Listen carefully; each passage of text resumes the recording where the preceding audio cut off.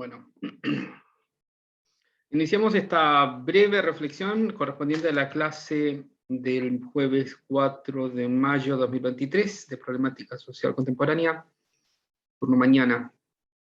Bueno, esta clase es virtual y la comenzamos de inmediato, hacemos esta reflexión breve, viendo lo que tenemos en el campus virtual.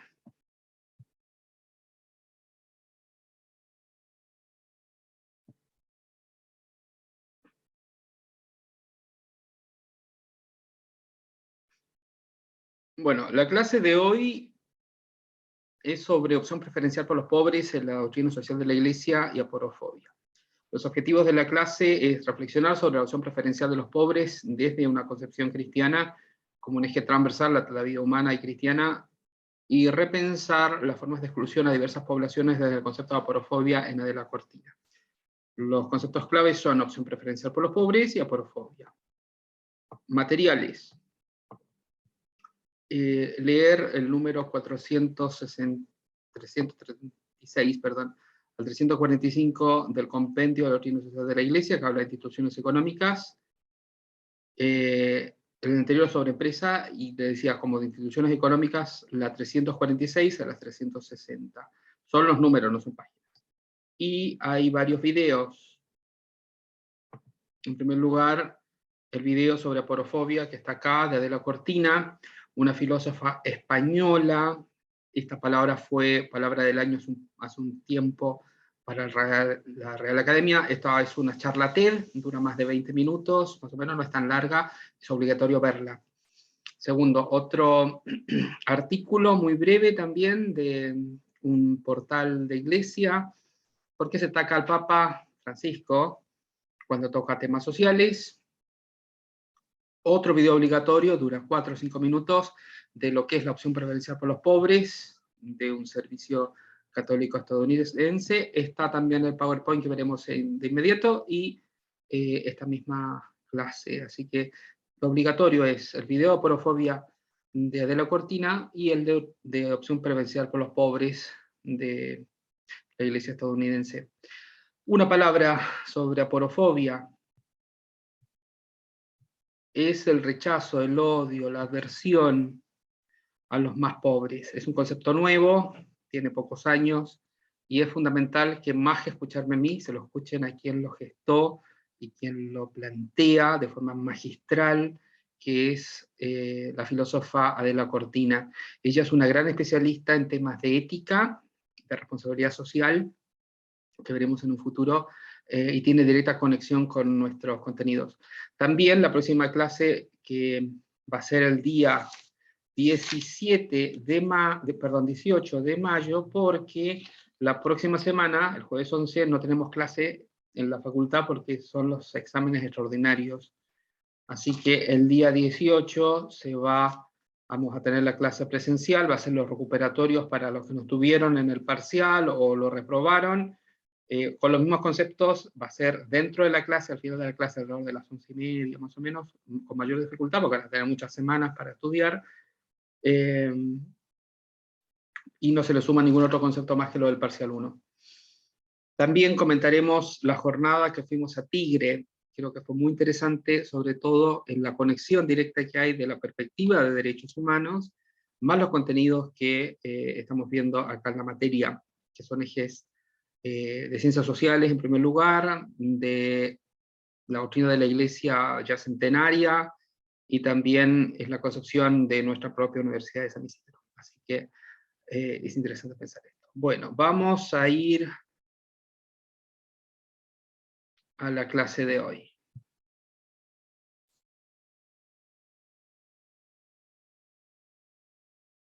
Vamos a hablar de pobreza, vulneración de derechos, lo que es la clase pasada, así que repasarlo, y opción preferencial por los pobres. Aquí vemos algunas situaciones. Bueno, en primer lugar, como hemos planteado en toda nuestra materia, es fundamental siempre pensar desde ciencias sociales. La pobreza, ¿qué puede ser, no? Para la Real Academia Española, pobreza es aquella persona que es necesitada, que no tiene lo necesario para vivir. Incluso puede ser lo pacífico, quieto y de buen genio e intención. La CEPAL, un organismo latinoamericano que ve estos temas, entiende la pobreza extrema o indigencia como la situación en que no se disponen de recursos para poder satisfacer al menos necesidades básicas de alimentación. Los pobres extremos son las personas que residen en lugares cuyos ingresos no alcanzan para adquirir una canasta básica de alimentos. No olvidarse el material de la clase pasada de la UCA sobre la pobreza multidimensional. Este texto que les comentaba, la multidimensionalidad de la pobreza, para la Pontificia Universidad Católica, y sobre todo para su observatorio de la deuda social, uno de los quizás mejores institutos de investigación social de este país, habla de que la pobreza no puede medirse solamente en términos económicos, sino en estas dimensiones: en alimentación y salud, en servicios básicos como agua, acceso a red cloacal, energía, a una vivienda digna, porque a veces hay vivienda, pero tremendamente precaria, o medio ambiente sano, el acceso a educación en todos sus niveles, empleo y seguridad social. Esto está en el nuevo informe sobre pobreza multidimensional, una introducción de datos fundado en un enfoque de derechos, es decir, lo que estamos hablando en esta materia, lo que vivimos en la jornada de Tigre, lo que el Santo Padre enseña, está en absoluta congruencia con lo que las universidades y la iglesia buscan, ¿no? Bueno, entonces, como decíamos, ¿cómo denominamos a estas personas que tienen tantas necesidades, ¿no? Pobre, vulnerable, o persona, o colectivos incluso vulnerados en sus derechos. Nadie es vulnerable. Cuidado con este tipo de lenguaje, cuando hablamos es pobre, es vulnerable, no es así. No son condiciones naturales, son condiciones que el contexto social en el cual nosotros vivimos hace que esa persona se vulneren sus derechos básicos, como los que acabamos de pensar, ¿no? En ese sentido, ¿cómo podemos entender el enfoque de derechos? Ya esto lo vimos en la clase pasada, en esos videos, en la jornada de Tigre. Es un marco conceptual para que el proceso de desarrollo humano se base normativamente en estándares internacionales. Esto no es un tema de un solo país o de una fuerza política, sino son estándares internacionales que están dentro de la Constitución Nacional incluso, y están operacionalmente dirigidos a promover y proteger los derechos humanos. El objetivo del enfoque de derechos es analizar las desigualdades que se encuentran en el corazón de los problemas de desarrollo, es decir, tenemos que pensar en una clave de ver las estructuras de inequidad y corregir prácticas discriminatorias y las distribuciones injustas de poder. Para ir a la concepción más cristiana, segundo punto. La pobreza y el Evangelio tienen algunos puntos centrales. Aquí citamos algunos elementos de la Escritura, sobre todo de los Evangelios, ¿no? En San Juan 13 dice: un mandamiento no os doy, que os améis unos a otros, como yo os he amado, y también que os améis los unos a los otros. En esto conocerán todos que sois mis discípulos. Interesantísimo, en el otro texto de Mateo 25, el juicio final, que dice Cristo: porque tuve hambre y ustedes me dieron de comer, tuve sed y me dieron de beber, fui forastero y me dieron alojamiento, necesité ropa y me vistieron, estuve enfermo y me atendieron, estuve en la cárcel y me visitaron, y contestarán los justos: Señor, ¿cuándo te vimos hambriento y te alimentamos, o sediento, o te dimos de beber? ¿Cuándo te vimos como forastero y te dimos alojamiento, necesitado de ropa y te vestimos? ¿Cuándo te vimos enfermo o en la cárcel y te visitamos? El rey que le responderá: les aseguro que todo lo que hicieron por uno de mis hermanos, aún por el más pequeño, lo hicieron por mí. Esta es la imagen célebre de la Capilla Sixtina, donde se eligen los papas hace 500 años aproximadamente, del juicio final, Cristo en el centro, y vemos en la parte superior, en la parte celeste, donde están los salvados, y abajo los condenados. ¿Quiénes son los que son condenados según el Evangelio? Los que no dan de comer, no dan de beber, no dan alojamiento, no van a visitar a los pobres y encarcelados. Es decir, la base de nuestra fe cristiana es el amor a los más pobres. Nos salvamos en función de eso. Y la tradición de la Iglesia ha considerado algunas obras de misericordia más tradicionales, algunas de orden espiritual que están ahí: corregir, enseñar, aconsejar, consolar al triste, soportar los defectos de los demás, perdonar las ofensas y rezar por los muertos, y también corporales, desde comer al hambriento, ver al sediento, vestir al desnudo, esperar al peregrino. El peregrino es el forastero, en el caso nuestro sería el migrante. Visitar al enfermo, visitar a los encarcelados, enterrar a los muertos. Estas son ideas de la Iglesia antiquísima. imagen tradicionalísima también de el buen samaritano, un hombre pobre, golpeado, y el samaritano, que no era amigo del pueblo judío, lo cura, lo lleva, ahí se ve la imagen medieval en el burrito, le da la plata a alguien que lo cuide, etc.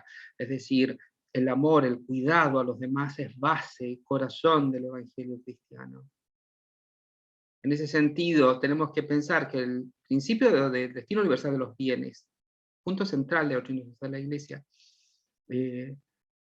exige que se vele con particular solicitud por los más pobres, porque ellos se encuentran en situación de marginalidad, y es fundamental, y acá lo dice, y este es un punto central, la opción preferencial por los pobres. Lo dice, esta es una opción o una forma especial de primacía del ejercicio de la caridad cristiana, de la cual da testimonio toda la tradición de la Iglesia. Se refiere a la vida que cada cristiano, en cuanto imitador de la vida de Cristo, pero se aplica igualmente a nuestras responsabilidades sociales y consiguientemente a nuestro modo de vivir y a las decisiones que se debe tomar coherentemente sobre la propiedad. Escuchemos, la propiedad privada, que es fundamental, pero tiene ciertos límites, no es absoluta. Los límites son el bien común. Es lo que la doctrina social plantea hace siglos, y el uso de los bienes. Pero hoy, vista la dimensión mundial que ha adquirido la cuestión social, esta más preferencial con las decisiones que nos inspira, no puede dejar de abarcar las inmensas muchedumbres de hambrientos, mendigos, sin techos, sin cuidados médicos y sobre todo sin esperanza de un mundo mejor. Esto es de la doctrina social de la Iglesia en los tiempos de Juan Pablo II. Leer, y abajo está el link para que lo puedan corroborar, es uno de los ejes junto a la subsidiariedad, la solidaridad, la participación social, el destino común de los bienes de la doctrina social de la Iglesia.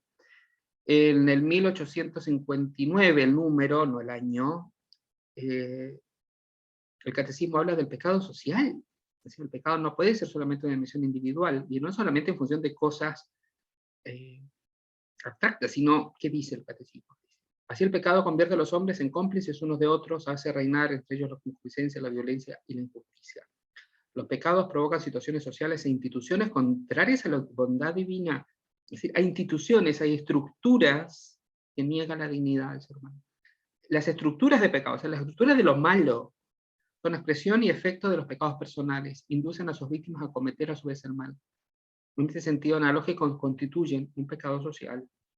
Es decir, la injusticia es pecaminosa para la doctrina de la Iglesia.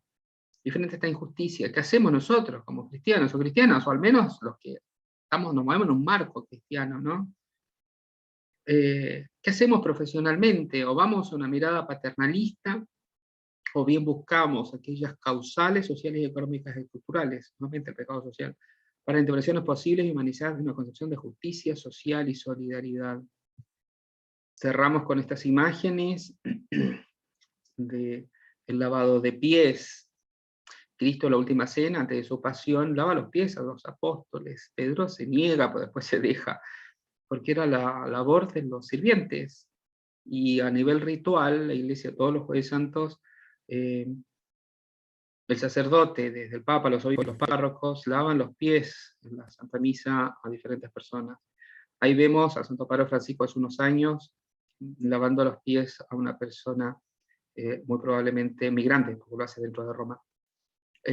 También a unas mujeres, también la liturgia se cambió y pueden ser mujeres. Importante es este gesto, es un gesto simplemente, de que nosotros debemos estar en disposición para servir y estar para y con los demás. Bueno, cerramos acá. Ver los textos de la doctrina social que se les indicó en la primera parte, ver el video de la cortina de aporofobia, y el de la opción preferencial por los pobres de la doctrina de la Iglesia. Bueno, cualquier cosa me dicen por correo y saludos.